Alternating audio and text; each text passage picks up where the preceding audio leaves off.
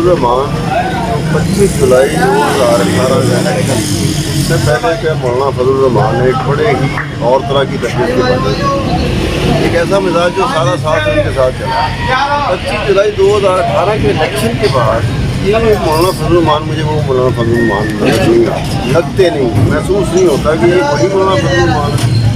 ये मौलाना फजल रहमान जो Indian journalist जब पाकिस्तान आते थे ना, तो कईयों से हमारी दोस्ती थी, तो उनके बकौल उनके कि अगर पाकिस्तान में कोई नेता है जिससे उनको बात करने का मज़ा आता है तो मौलाना फजल रहमान।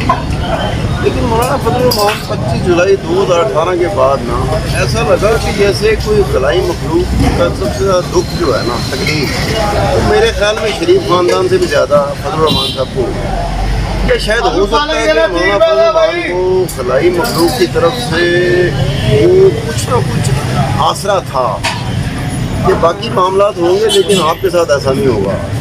उनके साथ हुआ। अब अगर आप देखें जाके कि 2018 के इलेक्शन में जो वोट पड़ा, तो एमएमए को 25 लाख वोट पड़े, और एमएमए में आपको पता है जितनी बड़ी दीनी और सियासी जमातें जो थी ना, मजहबी और सियासी जमातें एमएमए में थी, एमएमए को 25 लाख वोट पड़ा। और जो तहरीक लब्बैक पाकिस्तान थी जिसको 6, 7, 8 महीने हुए थे, जंप इन किया था जिसने सियासी, उसको 23 लाख वोट पड़े। तो मेरी अपनी नज़र में ना इट वाज ए डिवास्टेटिंग।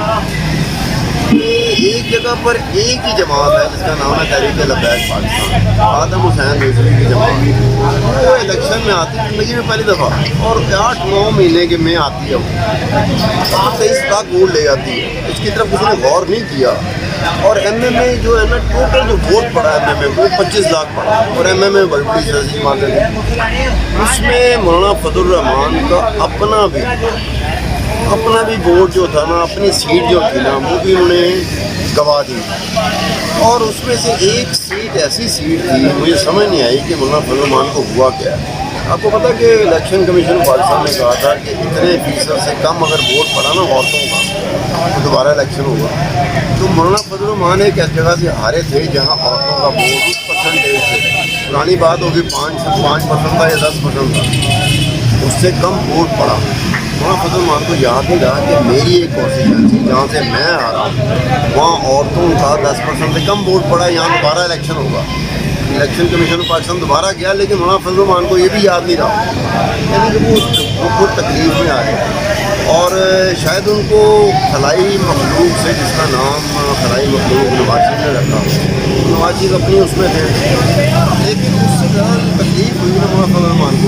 इस वक्त जो मौलाना फजल रहमान अगर नवाज़ से मिल रहे हैं, इसके बाद आसिफ अली जरदारी से मिलेंगे, तो मेरे ख्याल में उनको उस तरह का मौलाना चाहिए जो 25 जुलाई 2018 के इलेक्शन से पहले का मौलाना था, क्योंकि वो मौलाना ज़्यादा इफेक्टिव था।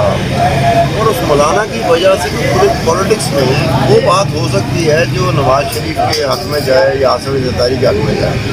अगर तो ये मौलाना 25 जुलाई के बाद 2018 के बाद बदले हुए मौलाना है, तो ये फिर किसी को भी मिल रहे हैं, कभी भी मिल रहे हैं, किसी वक्त मिल रहे हैं, किसी मकसद के लिए मिल रहे हैं। वो सियासी तौर पे ना जरदारी साहब को फ़ायदा पहुँचा सकेंगे, जरदारी साहब उम्मीद करते हैं, और ना ही नवाज़ शरीफ साहब को पहुँचा सकेंगे। उनका देखो बात ये होती है कि सियासत में जब आप रहते हैं ना, तो कहते हैं कि 12 बजे आपके वालिद साहब का इंतकाल हो गया और 1 बजे आपने सियासत करनी है, तो 1 बजे आप उसी तरह से सियासत करेंगे जिस तरह से आप सियासत करते हैं। अगर आपके जहन में ये रह गया कि 12 बजे तो मेरे वालिद साहब की मौतगी हुई है, आपने उसका असर ले लिया, सियासत ऐसी बेअहम सी चीज़ है कि सियासत किसी का ख्याल नहीं करती।